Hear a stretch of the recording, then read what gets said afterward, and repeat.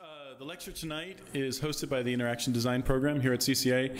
We're in our third year. We're going to have our first graduating class this May. I want to tell you about a couple events that are coming up, and we're growing. We have 9 seniors. We have about 14 juniors and 22 sophomores. So it's getting bigger, and with the faculty, we're all told about 60 or 70 people now. So it's kind of a big group. 2 weeks from tonight, that would be March 7th, are 2 events. One is it's the closing reception party for what's the Junior Review / Junior Show. So the juniors are emerging out into the world. They're going to be doing their internships this summer. And there'll be just a wonderful show happening in the building that's near the guards, a gallery near the guards desk. And we'll have a reception as well up there. It's on the 2nd floor. It's called the Student Galleries. And then Håkon Fasti, our new fantastic, fabulous tenure-track faculty, is going to be giving a talk at 8. So reception from 6 to 8, and then a talk at 8. And he knows that you might be a few glasses of wine in, and that seems fine. We wanted to have a series this spring that was about impact of interaction design. So we have a series of 3 talks. David's giving the first, Håkon's giving the second in a couple weeks, and then I'm giving one in April. And it's alternatively been titled 3 Bald Men Tell You something about interaction design. But really, we're trying to look at what kind of impact do we really want. When we look 5 or 10 years out, I don't think we want everybody looking like this down at these screens. So what do we really want to do with this incredible power? So for visitors, our interaction design program, its mission is to increase the capacity to humanize technology, to close that gap between the progress of technology and societal need, to try and bring those things together. And we're doing that by helping to define this new discipline of interaction design. And the way we define it is it's a human-centered discipline with depth in system and behavior design and enough visual design to communicate and enough technical skills to demonstrate. So it's somebody who's really being the ambassador between people and technology and working with graphic designers on one side, engineers on the other, and everyone else that it takes to make something great. Our students are really good at collaboration and really good at expressing their systemic visions either through technology or through visual representations. So we have really talented 14 students looking for internships this summer, so if you happen to be someone looking for those, you can write to IXD at CCA and we'll send you a link to portfolios and that sort of thing. So I have the great pleasure of having met David Sherwin at IXD 11 in Boulder, where a mutual friend said, you guys have to meet, and brought us together with a bunch of drinks, and we immediately hit it off, and we're talking about how time really is a material and how story and narrative are really a material for interaction designers, and that how as designers our materials are sort of invisible. Like the industrial designers sort of own the artifacts, and the visual designers own the communication and the print and the flat planar surfaces, and then the interaction designers in many ways are owning these things that are invisible, like time and narrative. And I then waited a few seconds so I didn't sound desperate and invited him to teach our Time Studio 1 story class, which is really trying to acknowledge that and giving students depth in narrative and how it expresses through storyboards, through personas, through actually storytelling that becomes live out in the world. We often say that interaction designers are doing the Legos. There's no final cut. You're actually building Legos of narrative that people are out there living with the building blocks.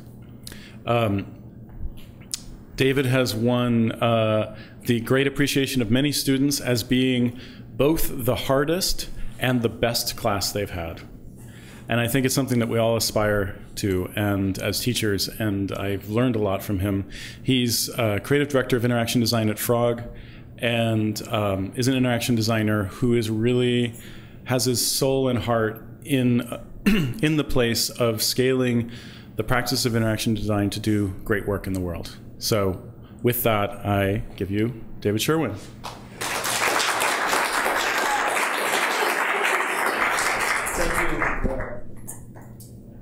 Thank you, Christian. Thank you. More thanks. Thank you.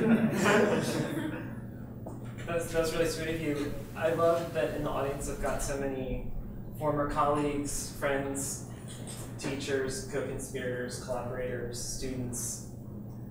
It's just, I'm really honored to be here and really able to talk with you about this subject, which is near and dear to my heart. We're not sure that's working. I'm not sure this is working. Hello. Hello.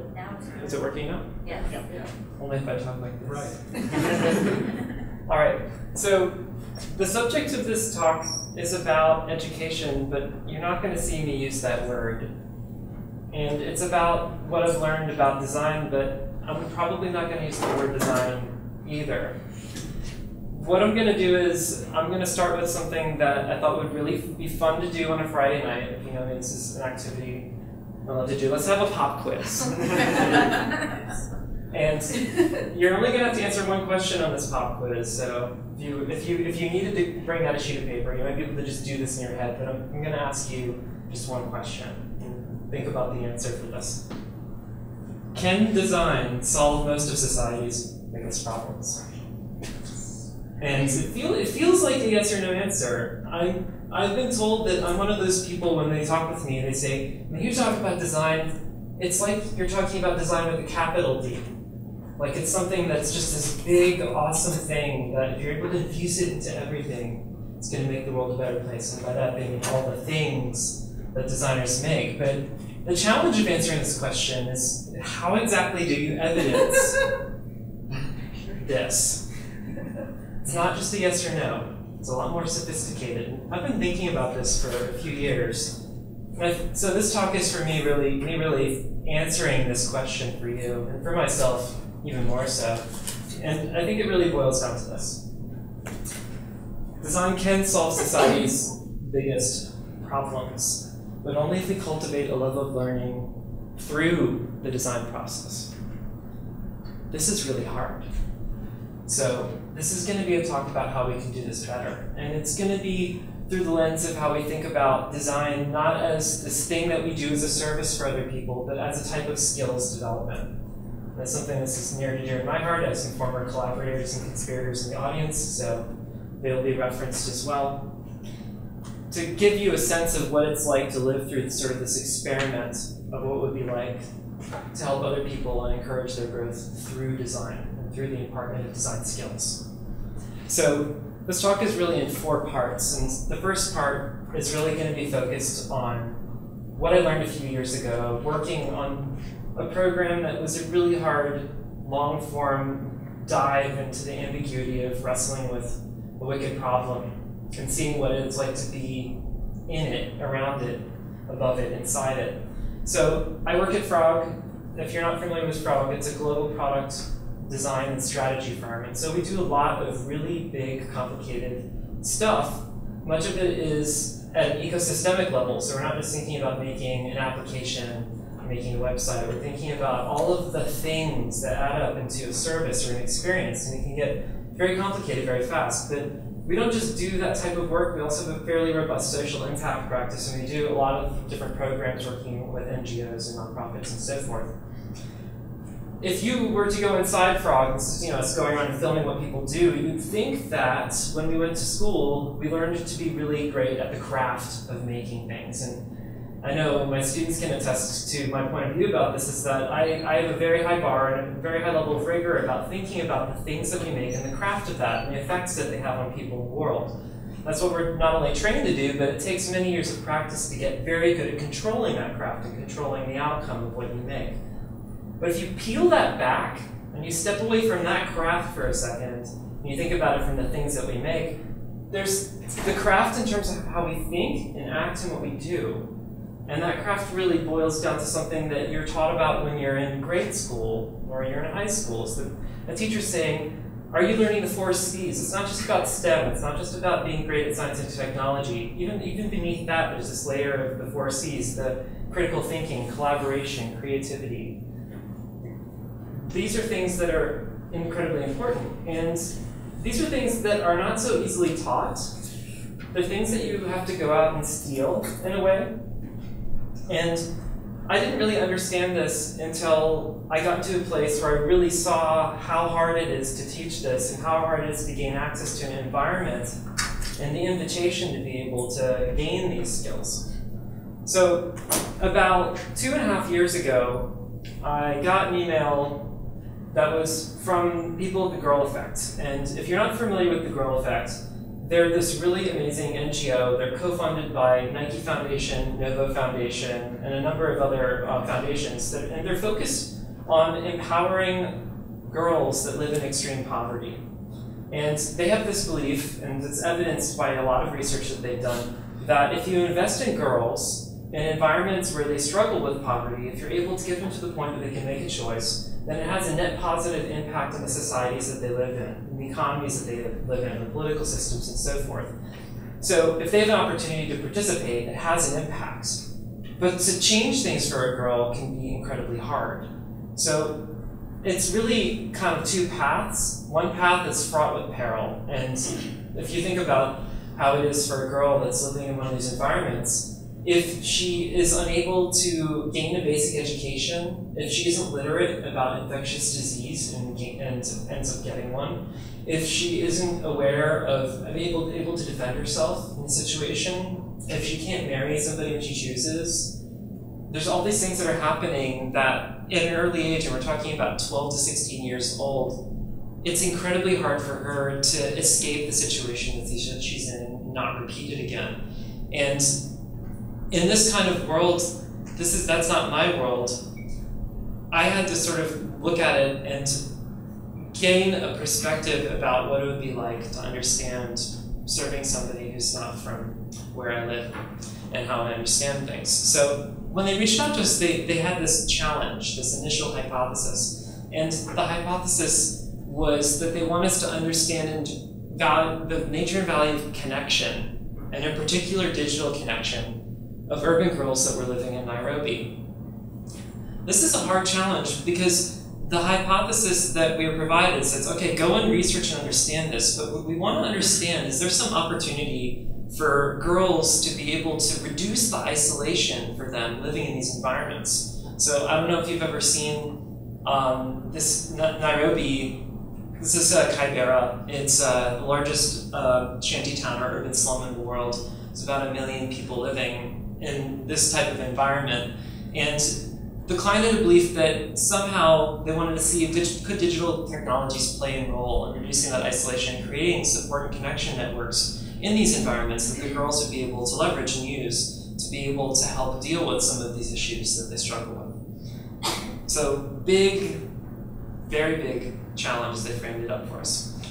And as we were trying to figure out how would we approach doing this, what would be the way we would want to do this, the approach that we struck upon when we started figuring out what it would be like for our team that was going in the field, and I see Minnie here because Minnie was one of the people that was in the field for this program. There's a picture of her there with one of the groups we were working with. We really wanted to empower the girls that participated through the process. This isn't the kind of thing where you can just go and walk around and follow around girls in that environment. You can't go do what would be traditional ethnography. You can't try to observe what's happening. There had to be a way to do it where we were able to see the world through the eyes of these girls, and these girls would actually drive and lead the process. So the most equitable arrangement seemed to be that we would provide training to the girls, and the girls would be the ones that led the process. And that way we could help collaboratively plan and co-design solutions for their needs. And if we did it right, then they would be the ones who would really help us best understand whether this hypothesis would bear out or not. So the Explorer training broke up what you might call traditionally how you would teach a designer to think about the design process, and they'd go through particular phases. But the research was laid on top of the training, meaning that as the girls were doing different types of activities that would relate to what would be a design process, we would be observing how the girls were collaborating and speaking and interacting around this subject of how they would build and gain friendships.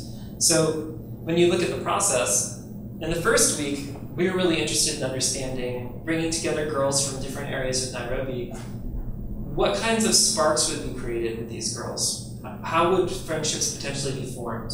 would those girls want to communicate with each other after they had first met? If so, how would they do that?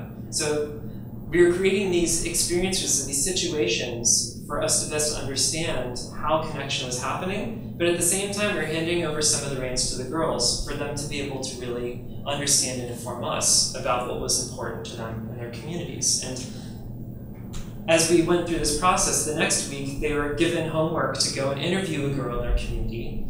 They were understood that the problem space or the situation we were working with them is that we were trying to encourage them to find ways to network girls together to create this larger girl network. So they were going out and reaching out to girls. They would come back and relate stories to each other and identify needs that came out of that they felt were important. And one of the things that came out of these stories that the girls shared from these different groups is that they lacked a venue to ask each other tough questions about what was going on, different situations that are coming up in their lives. And so the third week was taking some of those needs and for them coming up with solutions through different scenarios that was framed by Minnie and the Frog team.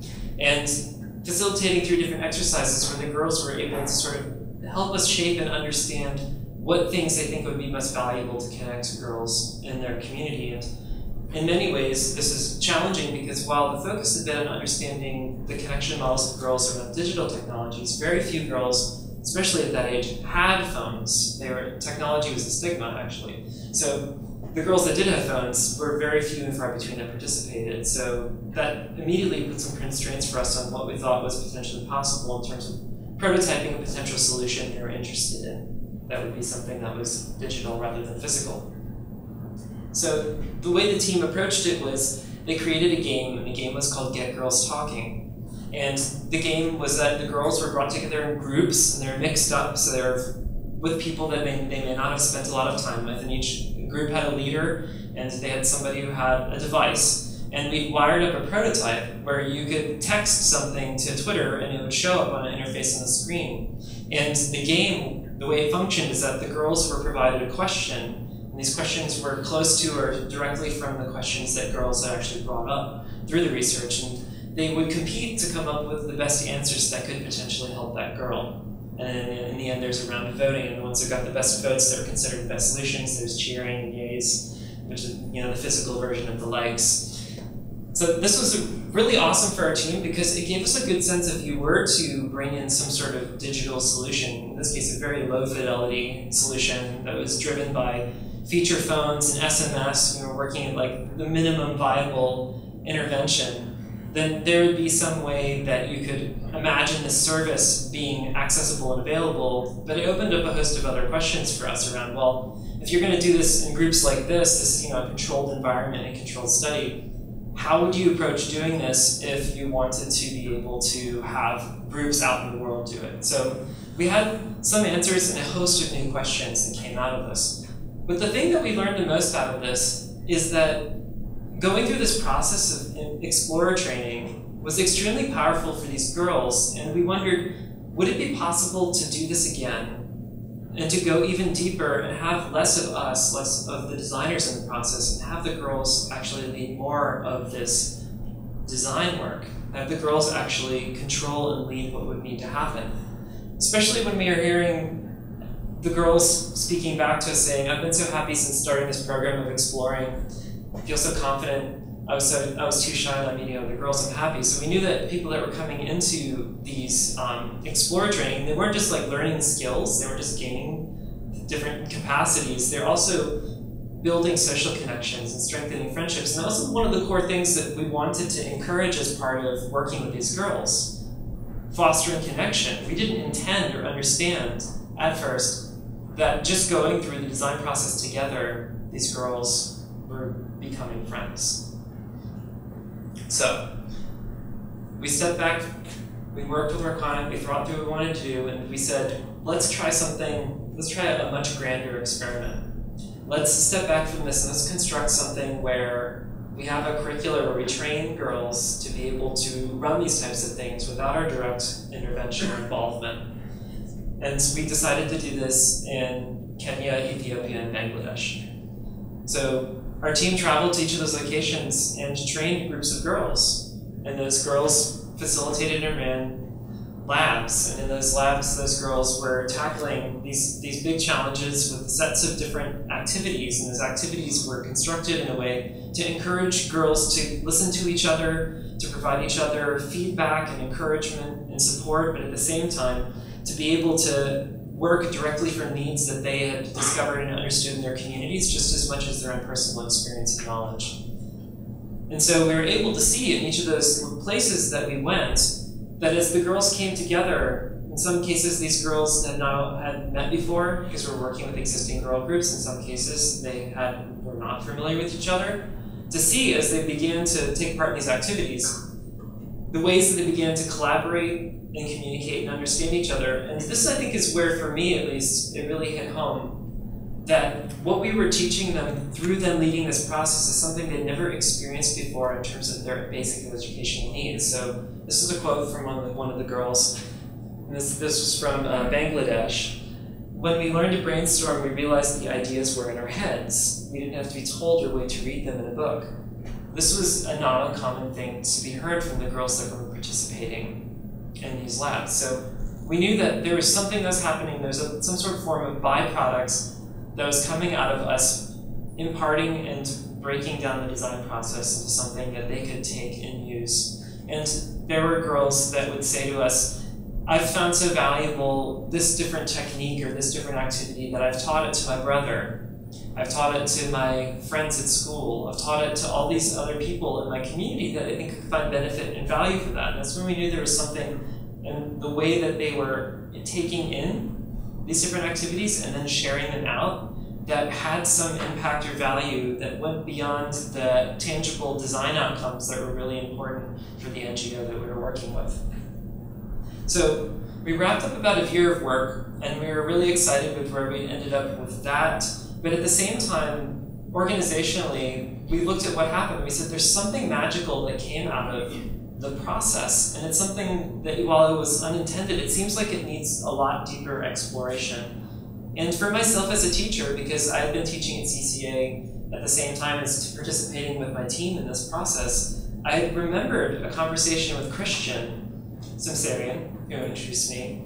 And in that conversation, I realized that the practicing of design that we're doing was empowering, and the empowerment that was happening with these girls was about how people were changing their patterns, about how they see the world, and they're making new considerations about how to change it for the better. They're enlarging their perspective, and they were being encouraged to collaborate and work together in a way that they hadn't seen before or modeled for them in both academic environments and their places that they get basic education if they have access to it, as well as in their social and familial relationships. And the diagram, I remember this, Christian drew this for me a couple of years ago. I think this is from some John Dewey, is that you've got your theory, your practice, and your reflection. And these are the things that you do as an educator. You figure out what proportion of this that you provide. And if you teach, you often think, oh man, the thing I hate about school is that you sit in a lecture hall all day long, sadly kind of like this, and people are there listening to somebody talking for a period of time, and you're taking notes, and then you have to go and do some activities on your own, and you just sort of like muddle your way through figuring out what they said to you. In reality, when you think about design school, and this is definitely modeled at CCA, which has a heritage in arts and crafts movement, is that practice is the focus, and you have 3 studio classes in relationship to 2 classes that maybe more focused on theory.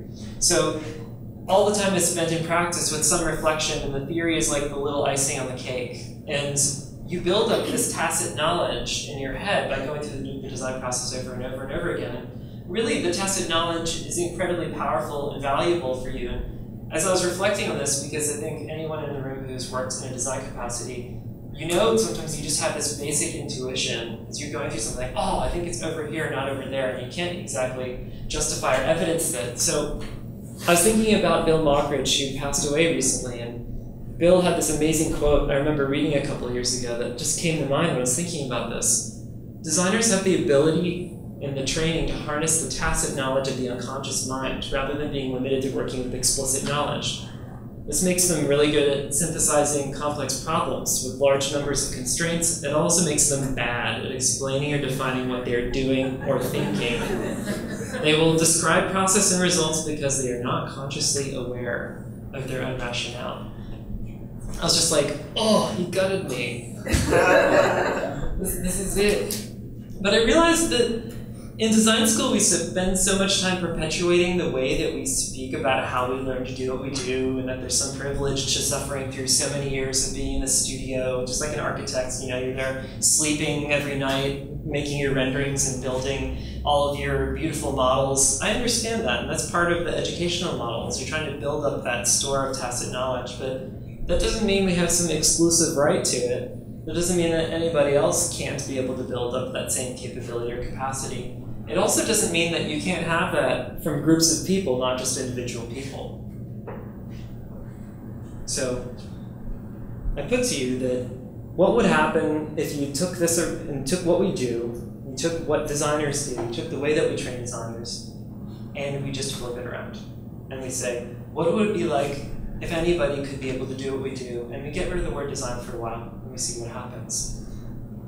And that hurts because then we have to get honest about the quote-unquote linear packaged design process with the beautiful phases where you discover and you design, you deploy. The phases don't really matter. What matters is that people understand what they learned as they go through the design process. That's why I had that pun of the title of this talk is, design isn't the thing that's hacking how we learn. We are hacking how we learn, and able to problem solve, especially to be able to do it collectively.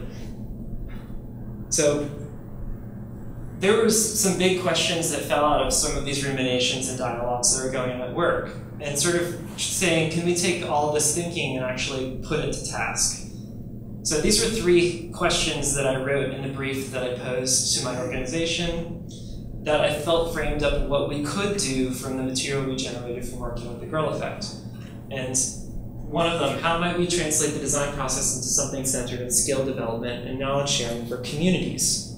Starting from the community up, not from a point of view of somebody that's an external person coming in and looking at what's happening and trying to find the need and then go away and figure it out. What if it's right there in the community? And the community are the people that are driving that process.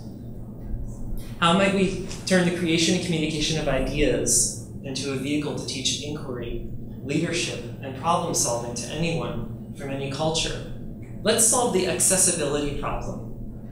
A lot of the things that are out there that people consider ways to learn about how to do design don't actually tell you what to do. They tell you what it is at a very high level, the kinds of things that you go through, the motions, but there's nothing that really describes to you exactly what you can do and models it for you in a way that anybody from any culture could just pick up, read, try, and get fairly good results as a result. And then lastly, how can you make this a process that scales from the last mile? And this is something that always sticks in my head when I work on work that's in the social impact space, is that the solution isn't always saying, let's create a web page, or let's create a mobile application. I worry all night long about what's the person that doesn't have access to those services? How do they get the things that are most important for them? And how do we work back from that? And that made me realize that whatever the solutions that came out of this were, we couldn't say, okay, that thing is something that we can go prototype digitally. We have to make something that people in a room or people out in a field somewhere would have in their hands or have in their minds, something that they learned that they can apply. And from there, communicate it in a way that would then connect to digital systems and tools. And it had to be, in that way, it could be used and shared by anyone, anywhere. It would have to start there, from that last person, that last man, woman, girl, boy, and then from there into the world. So we were looking at it going, we have no idea how we're going to answer these questions, but if we throw a couple people in a room and we take that basic material that we'd already prototyped and translated into multiple languages, working with those girls, say, what are the things we can steal from that? What are the things we can steal from our own practices? We have our own collaboration practices and methods that we use. What would happen if we bring those together and we try to answer these questions? So the end result of that was what we ended up calling the Collective Action Toolkit. And this is a package of resources that is intended for people to be able to gather together, to be able to solve problems collectively, And in the process of doing so, they're going to be able to build new skills that are exercised by those activities, and they're going to gain knowledge along the way by coming into contact by other people, and the activities encouraging them to express their points of view and their explicit knowledge about what they have about different things that they're considering to solve. And so this was sort of like our clarity around what we wanted to do. We said the word design is not going to appear in this toolkit. We are never going to say this is design related in any way. So when you get into it, this is the process map that organizes the different activities. You don't see the word design in here. You don't see design as described as what this basic process is. And because I'm in a design school and so many of your designers, you know that when you're talking about seeking new understanding, that bucket is about design research. That's a lot of tools and methods that you might call needs finding.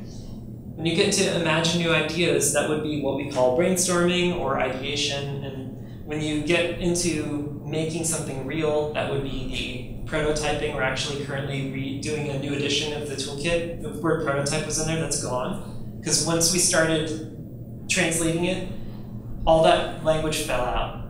We just knew the word design doesn't even translate.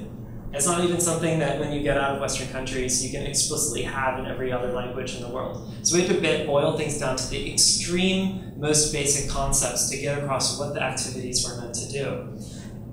But the way that this works, we didn't model this after any design toolkit we had seen out in the world. What we said is, let's try to take that nonlinear, messy, tacit process and have it be something where the way the toolkit works requires you to put your learning out into the world and to track to your process, to have sort of a resume of what you have done as you've gone. So every time you do an activity, or a set of activities is in one of those activity areas, you have to go back to the center and you have to clarify what you've learned. You have to take what everybody in your group has learned from that and bring it together and say, based on that, what do you think we should do next? Going down this path, and I'll say this from having taught a lot of people how to use this, it's in government and corporations and other educational institutions, this concept is very hard to grok. Because in design school, when people are trained in, not even people that are trained as designers, you're ceding control of the process and trying to control the end outcome because you have to be willing and open to what happens along the way and what you discover. That it's very adaptive. It's more like agile software development, where you're just doing a sprint. You're saying, oh, we did a sprint, we did some activities, we learned something. What did we learn? Let's validate that, and based on that, let's figure out what we want to do next. This would be the equivalent of doing agile for doing service prototyping or creating solutions for social issues as opposed to creating software. So for a lot of people, the concept of it, like at a high level makes sense, but once you start actually using it and experiencing it, it's like kind of a whoa, because you're in that point where you don't have as much time horizon about what you think you control or expect to come out of it. So I was talking about accessibility. In every edition of this and all the different languages it's in, there's your basic description of every activity. So this is an activity from the clarify section. And this is answering the impact question. Everybody nowadays is talking about how if you're a designer, you have to be thinking about creating impact. So my question always back is, well, define impact and then we can have a conversation. So in the toolkit, there's explicit activities that help people have conversations about what impact means to them and what kind of effects they think they can create before even they get into creating some sort of provisional solution. So in this activity, you're starting to think about what we as a group think we can do and what are the net effects that we think are going to happen on the individuals around us, on our general community and society at large. So when people do this activity, often they start to have a realization about how much influence they could potentially have and have a conversation about if they're thinking about a different topic or area they want to explore and come up with solutions for, how deeply they can go into it and who are the potential actors in the system that they're looking to influence. But again, I'm using more academic language to describe this. The toolkit doesn't talk about it in any of these ways, but what it's intended to do, it sets up the steps for those conversations to happen and for you to actually visibly make it. It's a requirement of every activity in the toolkit is you visibly make something. You have to have something that you can react to. When you get into the coming up with ideas area, this is one of the examples from there, and it's more like traditional brainstorming in the sense that everybody comes up with ideas, and they find a way to have conversations about those ideas, and you grade them. You have a conversation about what makes them feasible or possible to execute. I'll come back to this one because this is related to a story I want to tell about a pilot we did with us. And then there's stories. Stories really for me are ways that you can describe slices of a system. And storyboarding for me is sort of the first prototype that you make of anything you want to potentially change in the world. You'll have to describe how people are using it, what do you think the value is for them, what's the net change, the net positive change for them. So there's just really simple instructions about how to create different types of stories and to communicate them through storyboards. This is something that we did when we were working with the Girl Effect, is that when the girls came up with different stories, one of our team members, Amina, traveled around and took all the girls' stories and all the storyboards they came up with and boiled them into a systematic solution. And then the girls would give feedback on this and say, oh, this would go here, and I like this one more than that, and sort of use this as a way to tune what they thought the potential service solution could be that they'd come up with, before it was then taken and they started to think about how they'd actually prototype it in the real world. So that gives you a taste of the toolkit and how it came about, but we had formulated all that stuff, and I got a chance to go to New York and hand out 300 copies to a bunch of people that were in the social impact community. And from there, it was an experiment for us. This is a completely open source toolkit. Any of you can email me and I'll send you the InDesign files, Illustrator files, the files in text.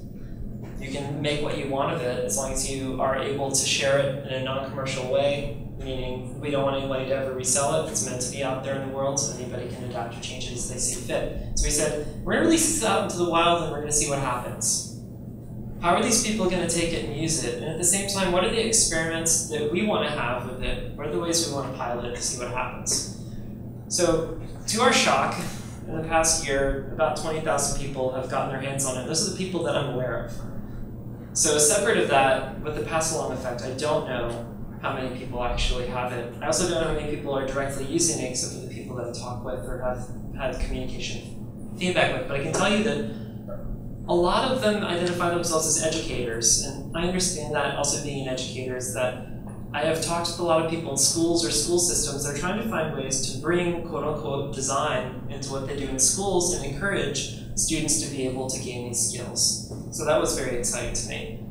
A lot of people immediately translated it without telling us, or reached out to us and said, hey, here's a translation of this. So we ended up taking one of the ones that was done in Chinese and adapting it and releasing it as official Chinese. We have a team that just finished one in Spanish that will be out shortly. We have one in French in process that we're hoping to use in Africa. And a lot of other unofficial adaptations that people have already translated. So it's disseminated itself more rapidly than we anticipated, which is very exciting. At the same time, I've gone and trained people at different design schools around the US and how to use it. So I did a training at the Design Matters program at our center, and they've been using it in South America and also in Mexico, which has been really exciting. And so this is them using it in some workshops with Nest. If you're not familiar with them, it's a really cool nonprofit where they teach people about science and technology. And then in this case of this, it was a sort of an entrepreneurial workshop, and they're using CAD activities to help them come up with ideas. It was like an entrepreneurial boot camp, which is very cool. They also used it for their Safe Agua projects. If you're not familiar with this, the Safe Agua Colombia and Peru, they're coming up with different solutions to deal with dissemination of clean water in these different areas. And so they were using the Collective Action Toolkit to do community charrettes. And the community would come in and collaborate together to come up with ideas or solutions inspired by some of the needs finding they've done in those communities. So I was excited to see some of the activities and tools being used in a number of different schools, but I had spoken about the CAT a while ago at a conference, and I'd met a really great guy named Scott Boylston, who, if you're not familiar with him, he's the head of Design Ethos and the chair of the Design for Sustainability program at SCAD. And he said, I think we need to do something. He and I had a sort of a philosophical alignment about this focus on community-led change. He's been doing that in this program for many years and built a lot of very strong relationships. So I sent him a copy of the CAT when it was in beta, and he said, we have to use this in a class. So he and I co-designed a class at SCAD, and Nathan, who's here, was in that class. Thank you for dropping by. I'm going to quote you liberally. And we said, we want to do a pilot program. We want to see what happens if the cat is used in the context of education. Like, let's use this at some schools. Let's see what happens if the schools are led by the students rather than the teachers. When we do problem solving that's class-led, what would that look like? So we had a lot of actors. This required a ton of coordination at the school. Scott was very kind to do the vast majority of it based on his relationships there. So we had 8 graduate students in the program that participated in his Sustainable Design Practices class. It was a graduate seminar. We had 42 students at 3 high schools in Savannah, and then their teachers. We had a local NGO that really wanted to understand the best way to serve those kids. And then we had the instigators, which is Scott, me, and Aaron Sanders, or Aaron Munzer, who is also a frog and a design researcher. So we put together a class structure in which the students would be doing this action research process in which they would be coming into the high schools and they would be bringing the CAD activities into the school environment. And based on where the students wanted to steer or take the conversation, the grad students would help facilitate that process and helps encourage the students to really understand some community issue that was important to them and come up with some form of potential solution to it. And that would be happening iteratively, so they didn't know day to day to day exactly what the exact roadmap would be. They didn't know if at the end what the students would come up with. So this is a leap of faith for the teachers and the grad students just as much as the students in the schools saying, this is something that's completely net new to us. So this would be par for the course. When someone like Nathan would come in and be like, all right, great, this is all about what you want to do. And the students are like, seriously? It's our opinion. It's what we want to do.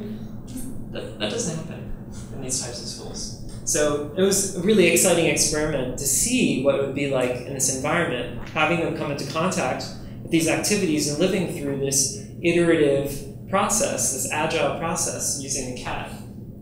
So Savannah High School, their focus was on the school food. They're saying things like the school food is gross. It's something we want to change. So their focus was, in the end, their solution was they came up with a petition distributed through the school, and they ended up getting it in the hands of the head of nutrition for the Savannah public school system, and having a conversation about how and why and exactly what could change about what's going on with school food. Gross High School, they ended up focusing in on the issue of homelessness. And this was much harder than them just saying, great, it's something where we can come up with a solution, because a lot of them did not have explicit direct experience with the subject. So the majority of the focus of the students working with the grad students was about bringing in someone that was a local expert, a homeless advocate, and having the advocate help them really understand the context and what these people were struggling with. And from there, with that ground for them to build on, from there it's starting to say, what do we need to do to better understand this, and are there potential solutions we could create? So the focus there was not so much on coming up with ideas and having some made solution. It's more about really understanding the problem and seeking that out, more so than having a tangible thing at the end of it. But I'm going to talk about Beach High, because I feel like Beach High exhibited what I'd say is more of the classical qualities you might see in a design process, but at the same time, it wasn't something where there's an explicit focus on saying, you must be here, and then you must be here, and then you must be here. So this group ended up becoming focused on community violence.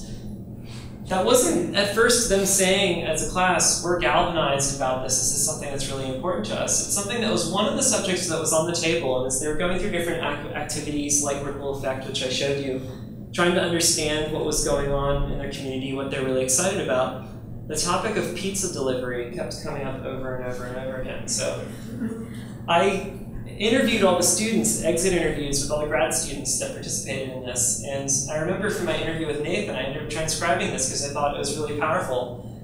One of the students kept talking about how Pizza Hut wouldn't deliver to his house. Thought, man, why are we wasting time talking about pizza? It's pizza, who cares? But he kept bringing it up, so eventually we paused everything else and dove into why he kept talking about pizza. We're talking about multiple class periods this had come up. After a bit of prodding, he said, we can't have pizza because every time the pizza delivery guy comes to our house, he gets robbed, and his car gets stolen. I think this was one of those moments where there was a click of alignment in terms of the students realizing that the grad students didn't have a full awareness of the context in which they lived, and the grad students having a much fuller awareness and compassion for the context that the students were in. And in that moment, the class started to rally around the notion of, well, is there something we could do about violence? And I think the grad students, rightfully so, recognized that while they're in the context of the school, rather than out in their community, they would have a lot more potential control, so they needed to focus on what are the ways that we could potentially reduce violence starting at our school, was the framing that was necessary to move through that into, well, what could we actually do about it? So this is a picture after the students did the jam session activity with a lot of their ideas, and this is a documentation that Nathan and the students did of the ideas, and I love this because part of doing this activity is not only, hey, come up with ideas related to this thing you're trying to solve for, it's also grading, well, what is easy and what is impossible, and having a debate as a group about what do we actually think we could change in this community? What could we do? And if you look at this, a better version of the Second Amendment is much easier to execute than a cookout that would happen at the school that everybody could attend. Also, public spanking for criminal suspects and more law enforcement was easier than a cookout. I love this because it forced among the students a really deep dialogue about what could they actually do, and they ended up picking Violence Week. This one over here, they're just like, this is pretty hard. But as they talked it through, they said, we could have a week at our school where we have students come together and learn about all the different facets of violence. Let's go into this, let's dive into this and figure out what we could do. And so they did the storyboarding 101 activity, and each person did their own storyboards of what they thought it could be, and then they collaged together what they thought were the best activities that could happen on each day. And I think to the credits of the students, they realized that it wasn't just a matter of violence in terms of gun violence, which is an issue that they do have to deal with, and physical violence, people, having fights, people getting robbed. It's also cyberbullying, and a lot of things that just are out of the visibility of teachers because it's happening in social networks and in ways that aren't explicitly out there for people to be able to understand. But this is around the same time that there were students that were committing suicide as a result of bullying that's happening, and they said, okay, for students that are coming into the school, 9th graders, it would be amazing if they really had a full understanding of what violence really is. And if we could create that experience for them in the school, we think that's something that could potentially benefit them over the years that they're there, and maybe it will help them to encourage the violence that's happening in the school over time. They said, we're really excited about this. We want to pitch it to the principal of the school. So the teacher said, all right, I've scheduled the principal to come in next week, and you're going to get a chance to pitch him approving you doing this violence-free week at the school. And the grad students helped coach the students to be able to create the best possible pitch, and every single student that was in the class was pitching it. It wasn't one student or two students. Every single person has a voice and a role of what they wanted to say in the process. And they took all of the CAT activities they'd done, all the output from them, and put them all around the room, and walked the principal through the process of how they arrived at the outcome and decision of what that was. They made the process of the thinking evident. So in the end, the principal was really impressed. He said, wow, can kids really complain about the school system? It's great to hear a solution. It's something where he's like, of course you can do this. If you're fired up to make this happen in this class, you have my license, and you'll be able to do it on these days with the 9th graders. Go. So that was incredibly exciting, and that happened in last year. I love showing these little video clips because this is when we brought all the students together from all the schools, because the students have been working in every school, but they've never been brought together. It's really evident to me when I was watching how the students were interacting with the grad students is that they had gained a lot from this experience. And as I saw the students from the different schools starting to communicate with each other, they said, oh, we had been thinking about doing something around community violence too. What were your solutions? Oh, those are so exciting. I would have not thought of doing that. Maybe that's something we could do at our school. And that was happening with the teachers. That was happening with community groups, with people from the government. We invited them all here to see what was happening as part of the process. And then after this, I ended up going back to Savannah and teaching workshops for people in the government and the community to be able to do this separate of the school system as well. So there was a ripple effect that happened as a result of people understanding what was happening from the ideas that the kids were driving in the context of these schools using this toolkit. So that was a really amazing and inspiring outcome for that overall program that we did with the students at SCAD. But I remember when we were having these exit conversations about what it was like living through this process. And I was reflecting back on how the work we were doing with the cat, when we were sort of thinking about what would need to happen and how the cat seemed to be exercising these basic 4 C's. So I did a little digging and did a little research into what happens if you do exercise these things, and realized that if you have people exercising them all in context, there's all these other things that happen, all these other skills that fall out of it. And those skills have a net accelerating impact on how people continue to learn and grow, and the types of things they can achieve and create together. So from an educational point of view, I'm very excited to continue going deeper and deeper into doing this type of work with different schools and education systems, because I'm seeing the effects in these people. But at the same time, I think there's another side of the coin, or sort of the magic 5th C, never gets talked about. It's not really considered in an academic context, and that's the community. That's the social glue. This is happening as a part of going through this communal problem-solving process over and over and over again. And that's not only happening in that safe space that people are in when they're participating in collective problem-solving. It's happening when they're doing it in a way where they're doing it in service to the community that they're in, rather than a community that they have no familiarity with. Nathan said another thing that really stuck with me when we were finishing up this pilot in Savannah. I think that this whole process has been illustrative of the role that I see designers having in any process as an enabler of voices.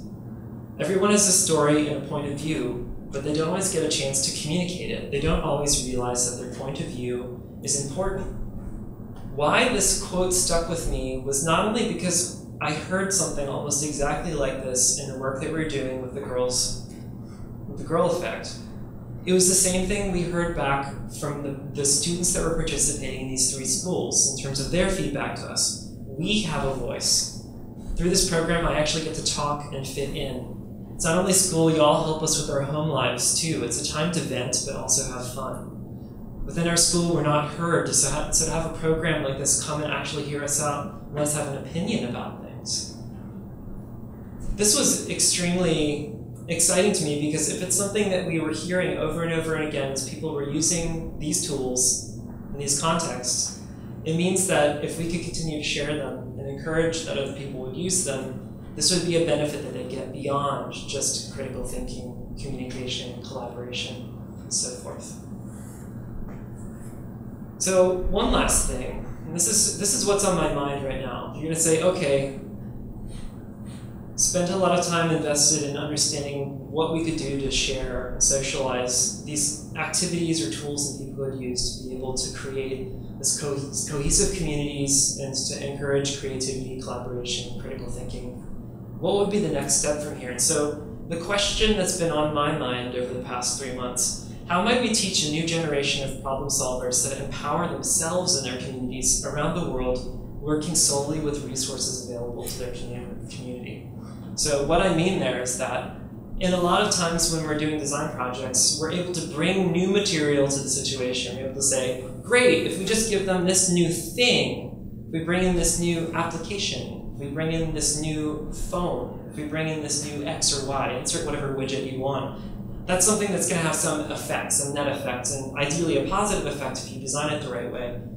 What happens if you can only work with the material that exists within the community, within the system? You can't bring anything from outside it. And you have to teach it at a level of accessibility that you could potentially open source or translate for anybody to use, which is a big challenge when you think about it, again, from an academic perspective, like what's the pedagogy of that?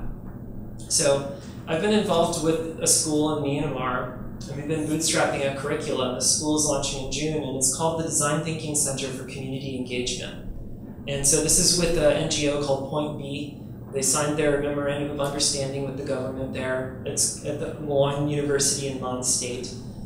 This has been extremely exciting because for me, it's taking a lot of the things that we've learned from the Collective Action Toolkit, which is one of the baseline sets of tools they're using at the school, and they're infusing it to what they're doing. But The choice of these words, there's a lot of debate as we were figuring out what this was, because we wanted to be crystal clear that this was focused on multiple types of empowerment, and it was working with the community as the people co-leading and driving the process. And there's 3 pillars of what the pedagogy is at the school, and we focused on helping with the design thinking component, but the other 2 pillars of the school are mindfulness, learning through reflection, and facilitation, learning through collaboration.